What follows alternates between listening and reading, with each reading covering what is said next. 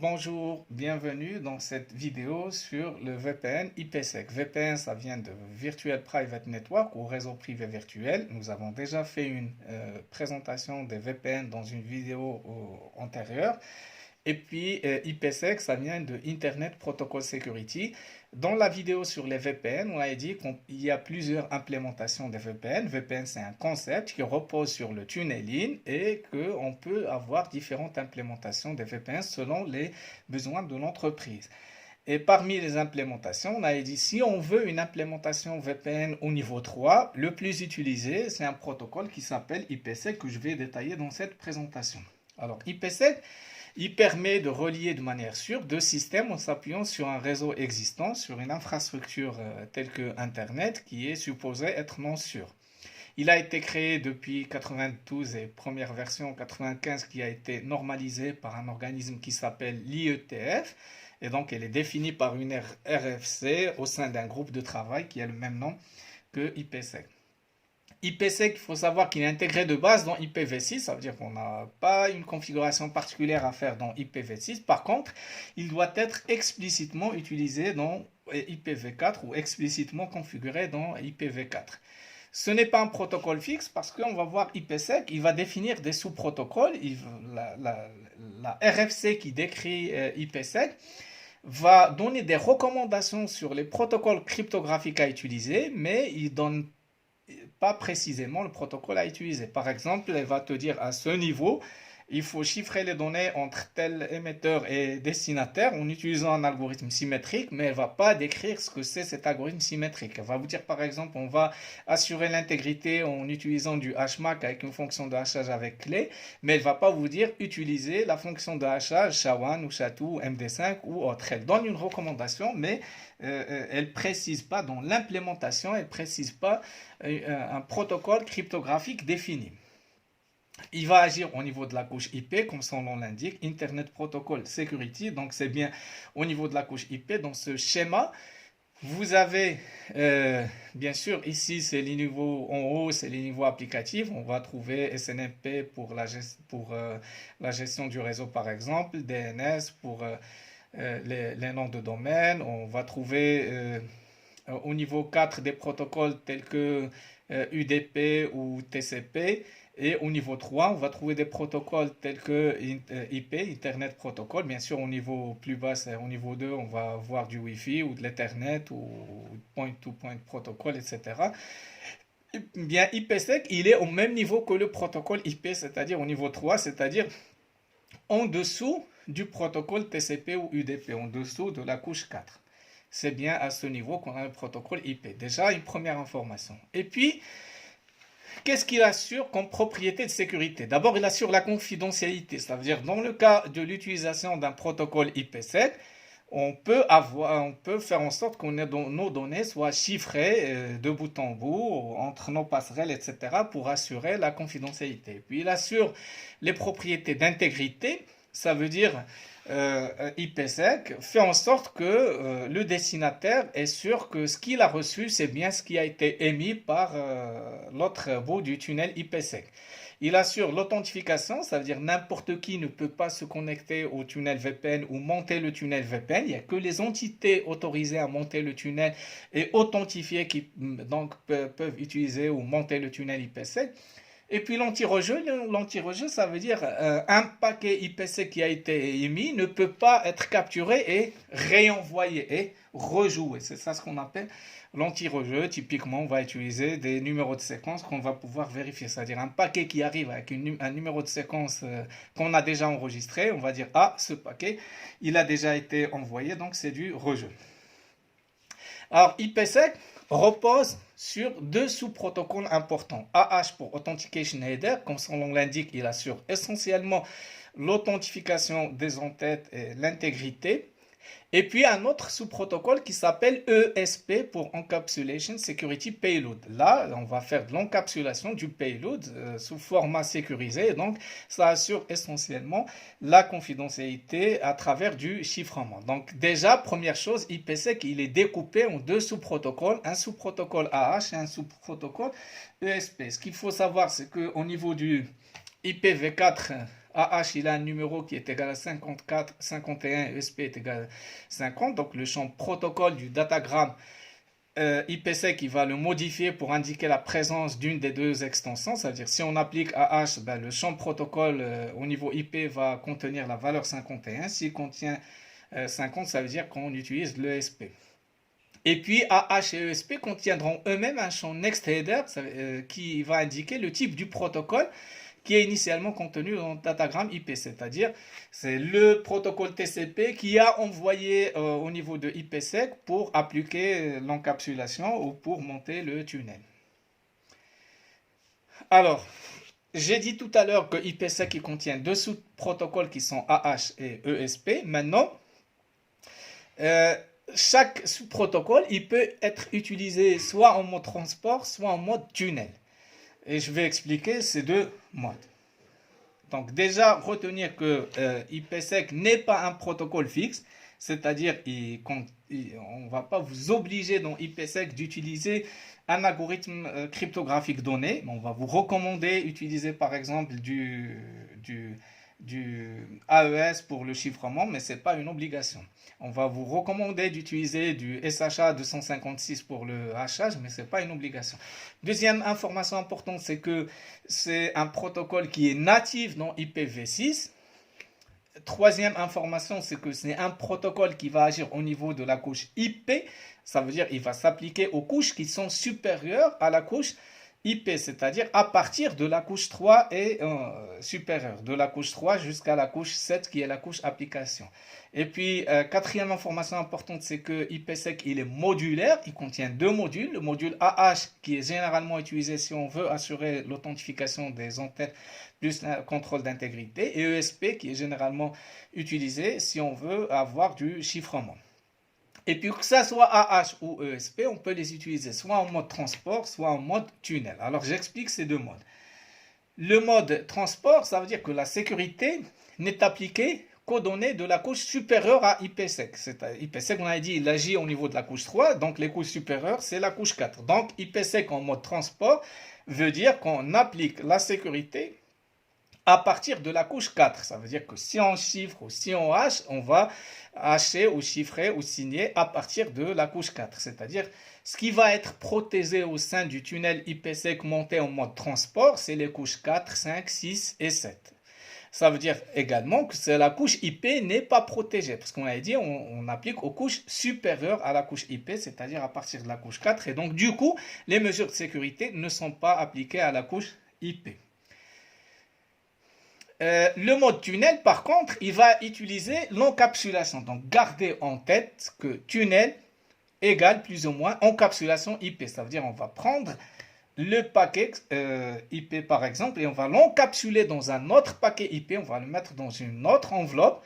Et donc, du coup, on va protéger tout notre paquet IP initial, y compris la couche 3, c'est-à-dire la couche IP. Et donc, ce qui va être protégé en mode tunnel, c'est les couches 3, 4, 5, 6 et 7. Pourquoi? Parce qu'on a encapsulé tout le paquet niveau 3 au sein d'un nouveau paquet. Et donc, la couche 4, bien sûr, elle est protégée, mais également la couche 3, 4, 5, 6 et 7.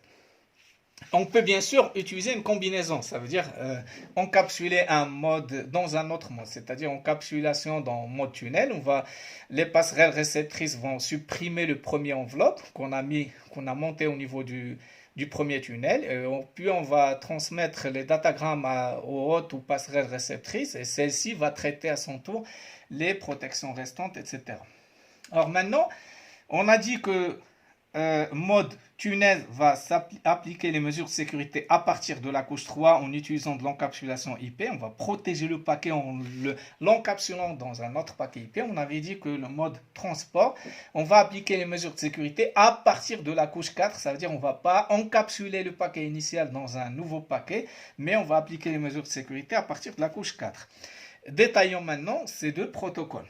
Alors pour AH, il va assurer les propriétés suivantes. AH, on a dit pour Authentication Header.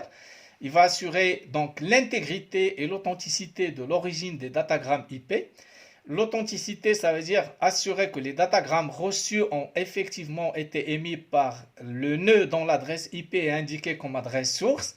dans les entêtes. En gros, typiquement, on veut se prémunir contre le spoofing, l'IP spoofing. Et puis, l'unicité, elle est optionnelle. Ça veut dire elle est à la discrétion du récepteur, elle n'est pas implémentée par défaut. Mais si elle est implémentée, elle va pouvoir assurer que le datagramme qui a été émis légitimement et enregistré par un attaquant ne peut pas être réutilisé, ne peut pas être rejoué. Alors, la propriété intégrité, ça veut dire que certains champs du datagramme n'ont pas été modifiés. Intégrité, ça veut dire qu'on a reçu le paquet en entier et qu'il n'y a eu aucune perte ou modification. Mais j'ai bien dit ici, certains paquets n'ont pas été modifiés. En mode tunnel, c'est la totalité des champs, y compris les entêtes du datagramme IP encapsulé dans le datagramme protégé par AH qui vont être vérifiés ou leur intégrité va être vérifiée. Mais tout à l'heure, j'ai dit que certains champs du datagramme IP n'ont pas été modifiés. J'ai bien employé le mot certain. Pourquoi? Parce que on applique en fait, pour assurer l'intégrité, on applique du contrôle d'intégrité sur le paquet qui est envoyé et qui est reçu. Et donc à la réception, on recalcule le HMAC et on compare si les deux empreintes sont égales, ça veut dire que le paquet a été reçu en entier sans modification et de cette manière on a assuré l'intégrité. Sauf que au niveau de la couche IP, la couche 3, il y a des champs qui vont être légitimement modifiés au cours du transfert. Par exemple, quand on utilise IPv4, il y a un champ qui s'appelle le champ TOS, type of service, c'est le type de service qui est légitimement modifié par les routeurs intermédiaires pour imposer la marque de qualité de service. Ça veut dire qu'il va être modifié légitimement. Et du coup, si on calcule l'empreinte du paquet à la réception, on recalcule l'empreinte et on compare avec celle calculée initialement, elles vont être normalement différentes parce que le paquet il a été modifié. Sauf que cette modification, elle est légitime. Donc, et du coup, qu'est-ce qu'on fait? Eh bien, on calcule l'intégrité sur le paquet, mais les champs qui peuvent être modifiés au cours du transfert de manière légitime, on les met à 0 avant de calculer l'empreinte. Donc, ces champs, typiquement dans IPv4, c'est les champs TOS, index de fragments et TTL, et dans IPv6, c'est class, flow label et hop limit. Alors, regardons maintenant les détails du protocole AH. Ici, vous voyez la structure d'un paquet IP. Donc, on a l'entête IPv4. On a l'entête TCP, c'est-à-dire niveau 4. Ici, c'est l'entête 3, l'entête 4. Et les données des couches supérieures, c'est-à-dire l'entête 5, l'entête 6, l'entête 7, et puis le payload. AH, il vient imposer ou rajouter une nouvelle entête ici. Entre l'entête IPv4 et l'entête TCP, il va rajouter une nouvelle entête qui contient les champs suivants. Next header, ça veut dire, on en a parlé tout à l'heure, ça veut dire que AH, il a reçu le paquet à partir de quoi? À partir de TCP ou à partir d'un autre protocole, on va voir ça. Le payload length, c'est la longueur du payload, ça c'est des champs réservés. Et puis, il y a trois informations importantes qui est Security Parameter Index, ou ce qu'on appelle le SPI. C'est une référence et une association de sécurité. Ça veut dire quoi? Je vais l'expliquer par la suite très en détail, maintenant je peux dire deux mots. En fait, AH, il va assurer typiquement l'intégrité. Donc, on va calculer, on a dit, du HMAC à la réception et à l'émission. Et à la réception, on va recalculer le même HMAC et comparer. Qui dit calculer HMAC, dit on s'est mis d'accord sur quel protocole on va utiliser. L'émetteur et le récepteur ont utilisé un protocole de hachage et ont utilisé une clé pour le HMAC. Alors, ces clés et ces protocoles, il faut se mettre d'accord. Et il faut que ça soit enregistré et utilisé au niveau de l'émetteur. De la même manière, enregistré et utilisé, les mêmes doivent être enregistrés et utilisés au niveau du récepteur. Je parle des protocoles et des clés en particulier. Alors, il y a deux choses. Soit les embarquer au sein du paquet, ce qui n'est pas sûr, soit de les enregistrer au niveau, c'est-à-dire ces protocoles et ces clés, les enregistrer au niveau de l'émetteur, de les récepteurs, au niveau d'une base de données par exemple, et indexer cette base de données. Chaque association entre un émetteur et un récepteur, elle a un index qui permet de retrouver la clé et l'algorithme qui ont été négociés pour pouvoir monter ou utiliser le tunnel IPsec en mode AH. Donc ici, c'est juste le SPI, c'est une index qui est envoyée qui est calculé par l'émetteur et envoyé à la réception, il retrouve le même SPI, ça lui permet d'aller au niveau de la ligne concernée ou de l'association de sécurité concernée dans sa base de données et retrouver avec l'émetteur, avec cet émetteur, quelles sont les clés et les algorithmes qui sont utilisés. C'est un numéro. Et puis ici, il y a un sequence number. C'est une valeur du compteur utilisée pour détecter les datagrammes IP rejoués afin d'assurer l'intégrité des séquences des datagrammes. En gros, c'est pour assurer l'anti-rejeu. Et donc, pour assurer l'anti-rejeu, l'émetteur et le récepteur détiennent un compteur. C'est ce numéro de séquence. Et donc, à chaque fois que je reçois un paquet, j'enregistre son numéro de séquence. Et puis, les paquets qui suivent, ils ont un numéro de séquence supérieur. Si jamais, à un moment donné, je reçois un paquet avec un numéro de séquence qui est inférieur à celui que j'ai enregistré, je vais dire que c'est un paquet rejoué et donc je ne vais pas l'accepter. Et puis ici, il y a Authentication Data. Ça veut dire message Authentication Code. Typiquement, c'est du HMAC.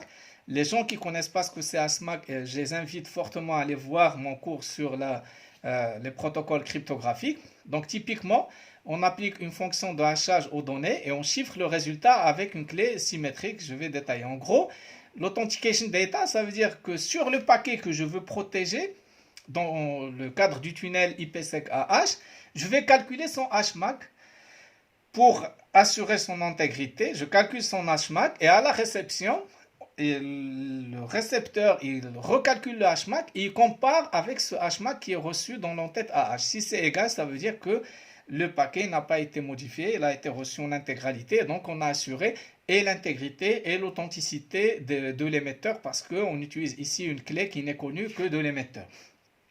Je reviens ici sur le SPI, c'est index des paramètres de sécurité. Il référence une association de sécurité. Alors, une association de sécurité, c'est en gros un émetteur, un récepteur qui vont monter un tunnel particulier avec les paramètres qui sont utilisés dans le cadre du tunnel. Typiquement, c'est les algorithmes d'authentification, les clés utilisées et puis bien sûr les partenaires, c'est-à-dire l'émetteur et le récepteur reconnus avec leur adresse IP et qui sont autorisés à utiliser cette association de sécurité.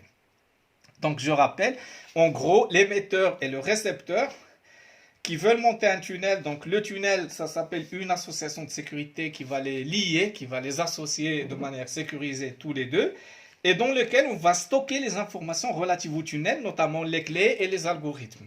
Et il y a une référence qui est une clé, typiquement c'est un numéro, qui va être enregistré au niveau de l'émetteur et au niveau du récepteur.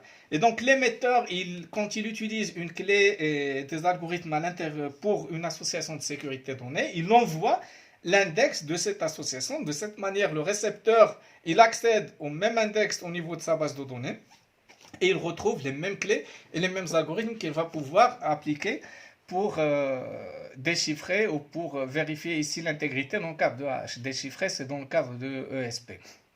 Alors, la vérification, bien sûr, on recalcule le HMAC et on compare avec la valeur de la donnée, c'est-à-dire la valeur de Authentication Data qui a été envoyée ici. C'est-à-dire, ici, on a envoyé Authentication Data, c'est du HMAC, et à la réception, je vais recalculer le HMAC sur le paquet et je compare avec celle qui a été calculée. Je compare celle qui a été calculée avec celle qui a été reçue dans le champ Authentication Data.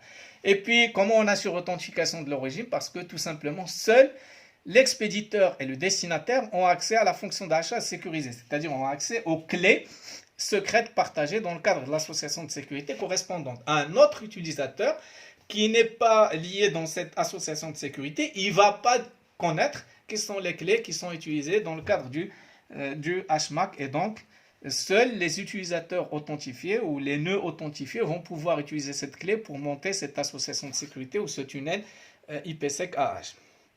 Le rejeu, bien sûr, en utilisant le champ numéro de séquence de AH qu'on a vu tout à l'heure et qu'on va comparer avec ce qui est enregistré chez nous.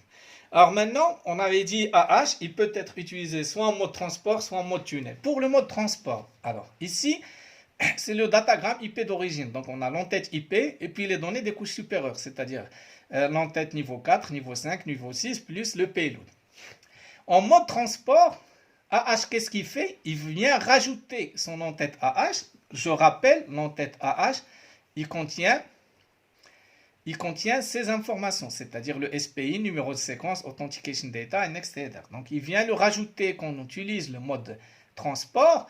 Cet en-tête AH, il est rajouté et inclus entre l'en-tête IP, c'est-à-dire niveau 3, et l'en-tête niveau 4. Ici donné, rappelez-vous, c'est l'en-tête niveau 4, niveau 5, niveau 6, plus le payload.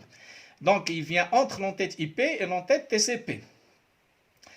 Bien sûr, on va calculer le hmax sur quoi? Sur tout ce qu'il y a ici, c'est-à-dire appliquer le hmax entre l'entête IP, y compris l'entête IP d'origine, jusqu'au payload niveau applicatif. Bien sûr, excepté pour les champs variables de l'entête. Vous vous rappelez, j'ai dit il y a des champs variables tels que le champ TOS qu'on va mettre d'abord à 0 avant de calculer le hmax. Le hmax sur quoi? Sur tout ce paquet, y compris l'entête IP d'origine. Et à la réception, on reçoit le paquet, on remet les champs modifiables à 0, on recalcule le hmax et on compare. En mode tunnel maintenant, j'ai dit tout à l'heure, qui dit mode tunnel dit encapsulation dans IP. Ça veut dire qu'on va rajouter une nouvelle entête IP. Ça, typiquement, c'est les adresses IP virtuelles du tunnel VPN ou les adresses des passerelles. Et puis l'entête AH qui va être ajoutée, il va être incrusté entre le nouvel entête IP, l'entête du tunnel, et l'entête IP d'origine. Donc tout à l'heure, vous vous rappelez en mode transport, c'est entre l'entête IP d'origine et l'entête niveau 4. Ici, non, c'est entre le nouvel entête IP et l'entête IP d'origine. Pourquoi? Parce qu'on a encapsulé dans un nouveau tunnel IP ou dans un nouveau paquet IP avec de nouvelles entêtes IP, une nouvelle entête IP.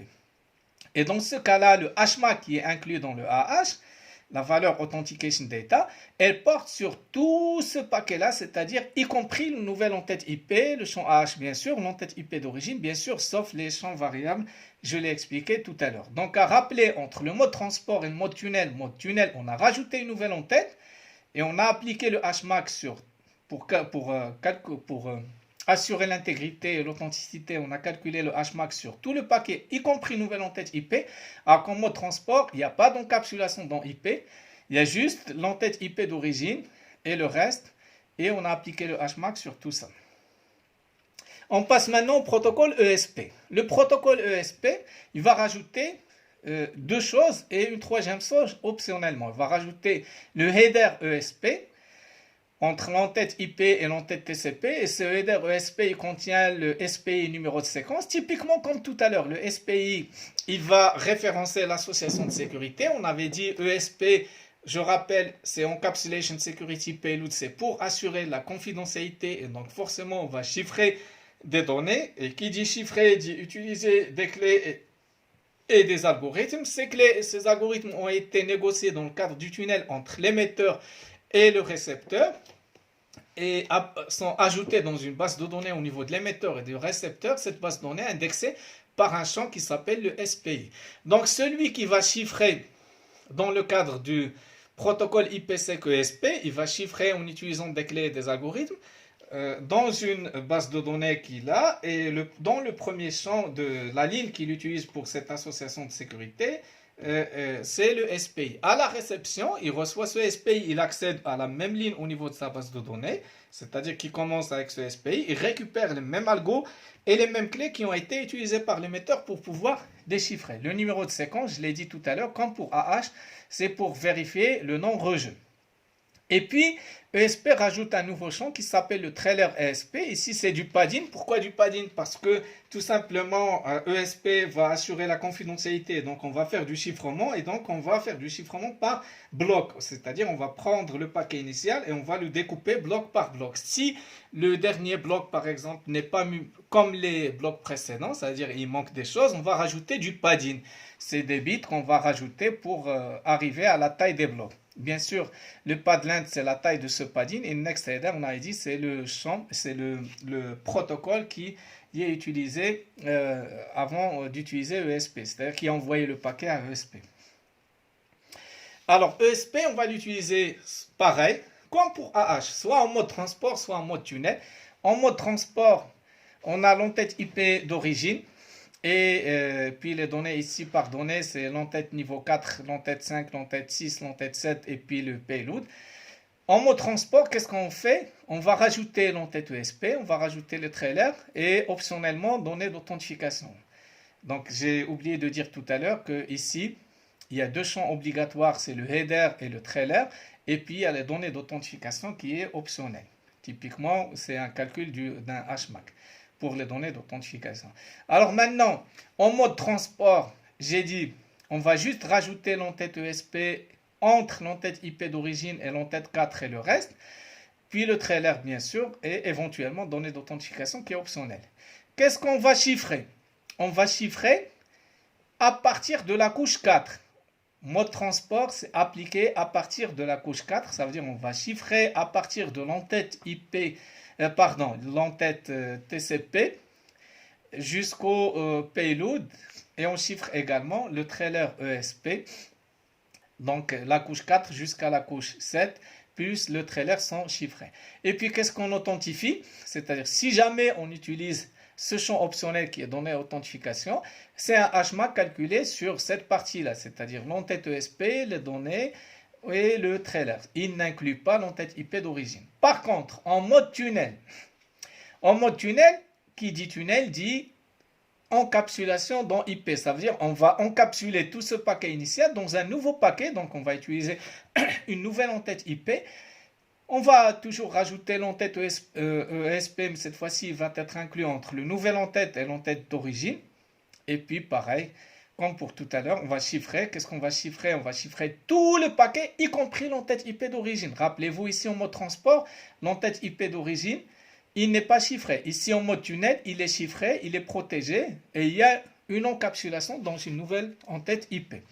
Et si jamais on authentifie, c'est-à-dire on utilise ce champ qui est optionnel, on va calculer du HMAC sur toute cette partie-là. Donc en mode transport, l'entête IP du datagramme, qui contient entre autres l'adresse source, l'adresse destination, sont en clair. Alors qu'en mode tunnel, l'adresse source, l'adresse destination d'origine sont chiffré. Donc, si tout le datagramme qui inclut les informations du protocole doit être protégé, y compris bien sûr les adresses sources et destinations, si on veut les chiffrer et les protéger, on utilise le mode tunnel parce qu'on les encapsule dans une nouvelle entête et on chiffre y compris l'entête d'origine. Donc, ça assure la confidentialité, c'est-à-dire la partie donnée des datagrammes ou payload, elle est bien sûr transmise chiffrée.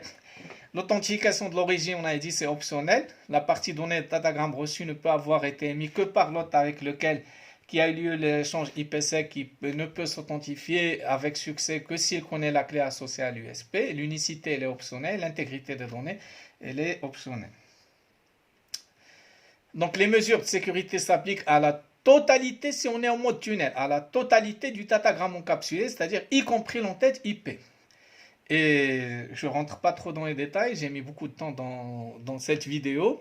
Donc la différence entre AH et ESP, c'est que les champs données d'authentification ESP est optionnel alors qu'il ne l'est pas dans AH. Bien sûr, AH, il a besoin de calculer du HMAC, alors que ESP, il le fait de manière optionnelle. Deuxièmement, l'entête IP d'origine, dans le mode transport où le nouveau en mode tunnel n'est jamais protégé par le service d'authentification dans le cas de ESP, alors que le HMAC calculé dans le cadre de AH, il inclut l'entête IP d'origine en mode tunnel et l'entête en mode transport.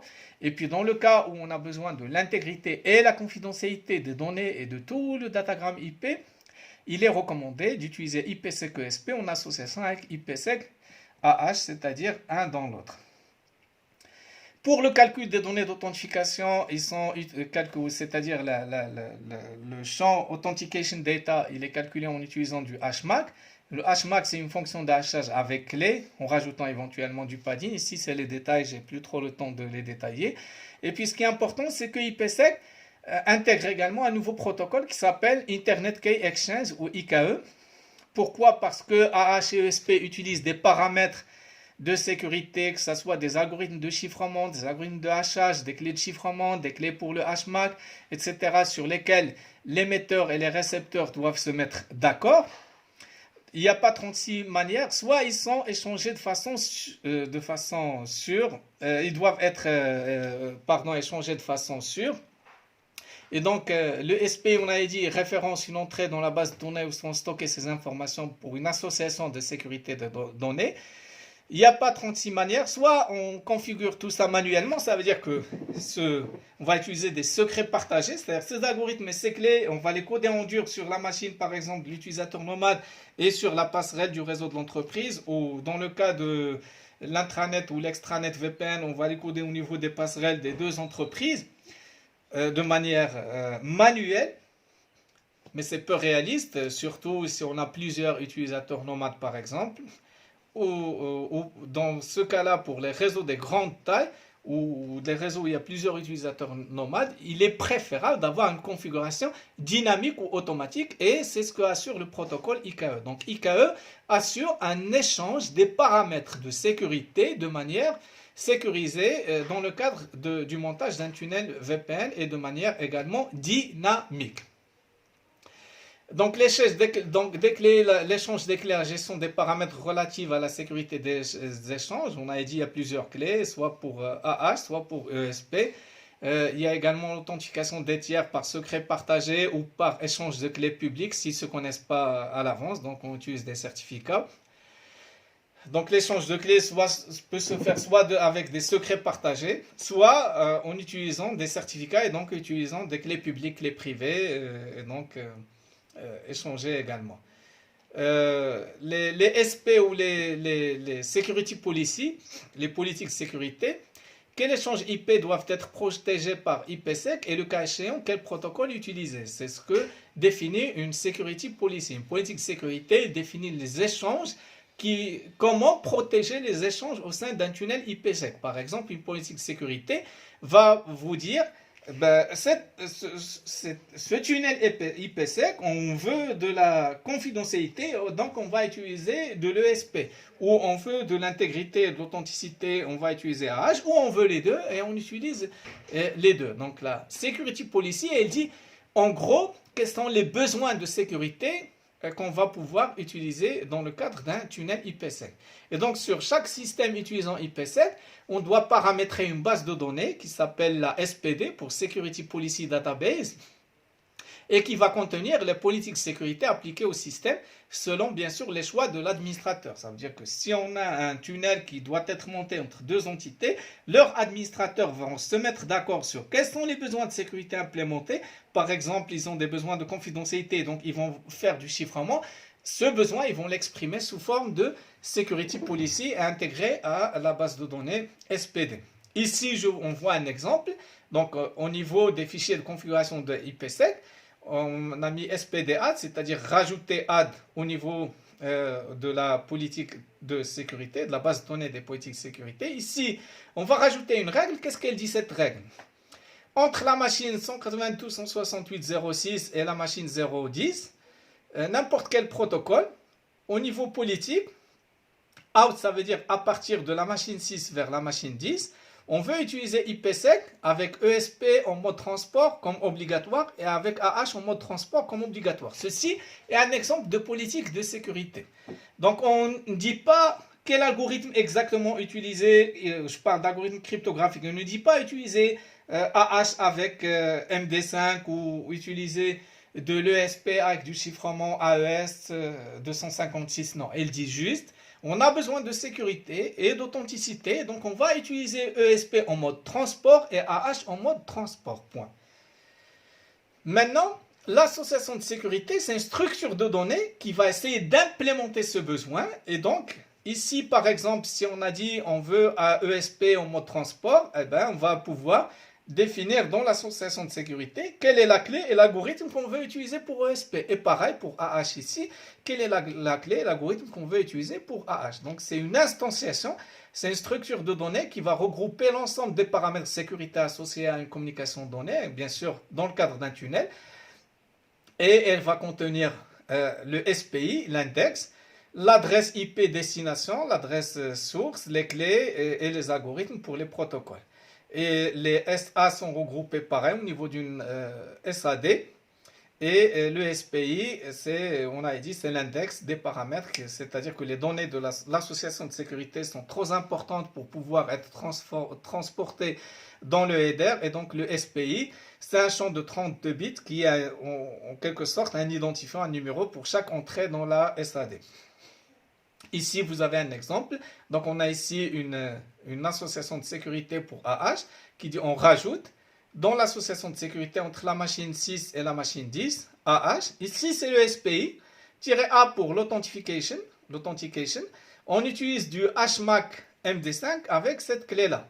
Et pareil ici, de la machine 10 à la machine 6, toujours AH, on a notre SPI. C'est-à-dire l'association de sécurité dans un sens, elle est différente de l'association de sécurité dans l'autre sens. Ici, on utilise HMAC MD5 toujours, mais avec une autre clé. Pour ESP, ici, entre la machine 6 et 10, j'utilise triple DSE ici pour encryption, c'est-à-dire pour le chiffrement, et ici, c'est le SPI, et ici, c'est la clé. Voilà, récapitulatif. Donc, SPD, c'est la base de données qui définit les politiques de sécurité. Ici, vous avez un exemple. La SA, c'est une entrée, c'est une association de sécurité, une entrée dans la base de données de l'association de sécurité. Vous avez ici un exemple. La SAD, c'est-à-dire la Security Association Database, elle va lister les associations de sécurité actives. Et les règles de la SPD, bien sûr, elles vont dépendre des paramètres, c'est-à-dire la politique, elle va dépendre de l'émetteur, du récepteur, des ports, du protocole, etc. Donc, typiquement, l'architecture est la suivante. Pour un trafic sortant, on va consulter le IPsec, va consulter le SPD, va récupérer les caractéristiques requises pour l'association de sécurité ici. Et puis, si l'association de sécurité existe, il va utiliser les clés, les algorithmes chiffrés et hachés dans le cadre du tunnel. Sinon, si elle n'existe pas, elle va faire appel à IKE pour pouvoir établir une nouvelle connexion de sécurité et donc pour pouvoir échanger des clés et des algorithmes. Il y a différentes architectures supportées par IPsec, mais j'ai trop parlé dans cette vidéo. Je les laisse à une prochaine vidéo. Merci pour votre attention. Cette vidéo, elle a traité sur les tunnels IPsec. Elle a parlé de IPsec AH, IPsec ESP. Elle a parlé des modes de transport et mode tunnel. Merci pour votre attention.